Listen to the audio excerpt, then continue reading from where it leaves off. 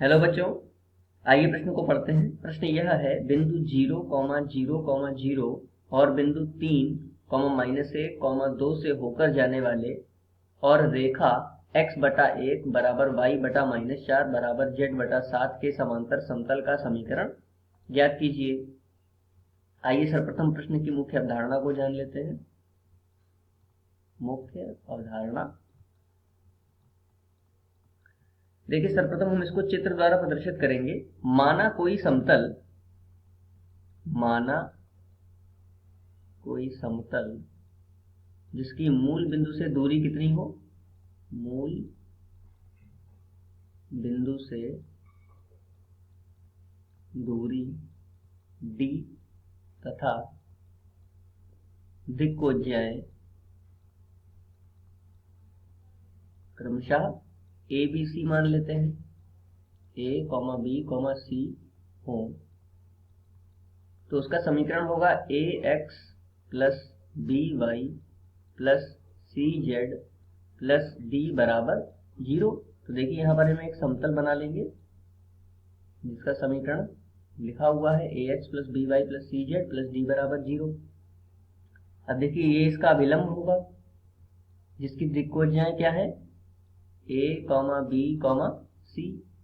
अब यह इस समतल का समीकरण हमें प्राप्त करना है और जिसमें दे रखा है कि बिंदु 0, 0 और बिंदु 3, -1, 2 से ये होकर गुजर रहा है। तो सर्वप्रथम हम इन बिंदुओं को इस रेखा के समीकरण, इस समतल के समीकरण जो भी हमें दे रखा है इससे संतुष्ट करा देंगे और रेखा x/1 बराबर y/-4 बराबर z/7 जो कि समतल के समांतर है। तो देखिए यदि ये समतल के समांतर है तो यह अभिलंब से कितने डिग्री का, 90 डिग्री का, अर्थात 90 अंश का कोण बनाएगी। अब 90 अंश के कोण बनाने का मतलब यह है कि इन दोनों के दिक्कोज्याओं का जो अदिश गुणन है वह हमें 0 प्राप्त होगा, 0 प्राप्त होगा।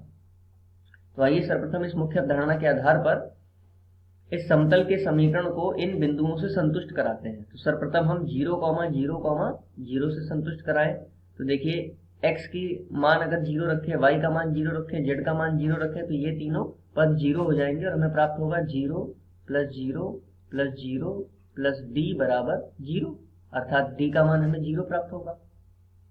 d का मान पुनः इसी समतल के समीकरण में रखने पर हमें एक समीकरण प्राप्त होगा ax plus by plus cz बराबर 0। तो यह एक हमें समतल का समीकरण प्राप्त हुआ। अब यह एक और बिंदु 3, -1, 2 से भी गुजर रहा है, अर्थात ये भी इसको संतुष्ट करेगा। तो हम इसे भी संतुष्ट करा देते हैं 3, -1, 2 से संतुष्ट कराने पर। तो देखिए यहाँ पर क्या प्राप्त होगा, 3a minus b plus 2c बराबर 0। यहाँ से यदि b का मान निकालें तो b को इधर भेज देते हैं तो हमें प्राप्त होगा 3a प्लस 2c। ये हमें b का मान प्राप्त हुआ, इसको समीकरण a मान लेते हैं। अब देखिए जो समीकरण का, समतल का समीकरण है वह समीकरण 1 है और यह इस रेखा के, जो दी हुई है प्रश्न में, इस रेखा के समांतर है। तो यदि समांतर है तो इन दोनों के दिक् अनुपातों का जो अदिश गुणन होगा वह 0 होगा। तो देखिए रेखा के दिक् अनुपात क्या है, 1, -4 और 7। तो इसको लिख लेते हैं, रेखा के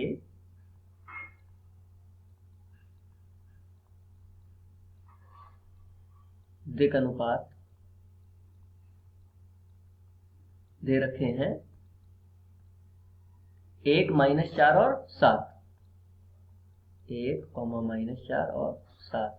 और समतल के जो दिक् अनुपात हैं, समतल के दिक् अनुपात बराबर दे रखे हैं ABC। ये देखिए समतल का जो समीकरण हमने प्राप्त किया है ax plus by plus cz, तो ये है ABC। तो इनको लिख लेते हैं a, b और c। तो चित्र के आधार पर देखिए ये अभिलंब है समतल का जिसके दिक् अनुपात ABC है तथा ये रेखा है, तो ये दोनों 90 अंश का कोण बना रही है। तो इनके अदिश गुणन कितना होगा, 0 होगा। तो इनका अदिश गुणन प्राप्त करते हैं तो 1 की a में गुणा होगी अर्थात a आ जाएगा, -4 की b में गुणा होगी -4b आ जाएगा, प्लस 7c बराबर में कितना होगा, 0।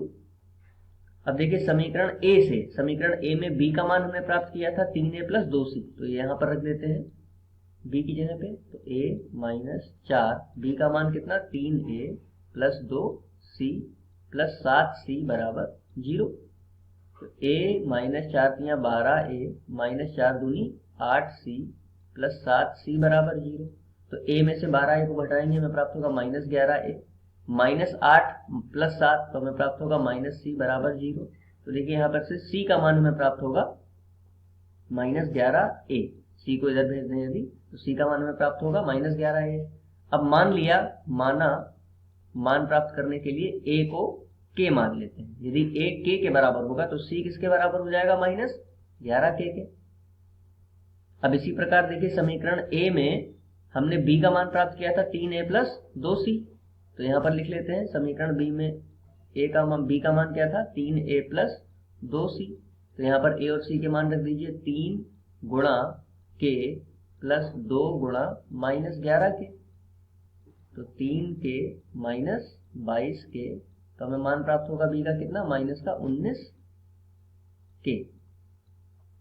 इस तरह देखिए b का मान भी प्राप्त हो गया, a का मान भी प्राप्त हो गया और c का मान भी प्राप्त हो गया। अब इन्हीं a b c के मान जो समतल का समीकरण हमने प्राप्त किया है, जो कि था ax plus by plus cz बराबर 0, समीकरण 1, इसमें a b c का मान रख देते हैं। तो a का मान कितना आया है, k माना था, तो kx, b का मान क्या आया है, माइनस 19k, तो यहाँ पर रख देंगे माइनस 19ky, और c का मान क्या आया है, c का मान है माइनस 11k, तो यहाँ पर रख देंगे माइनस 11k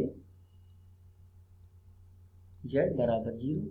अब देखिए यहाँ पर k उभयनिष्ठ मिल रहा है, तो k उभयनिष्ठ लिख लेंगे, x minus 19y minus 11z बराबर में 0।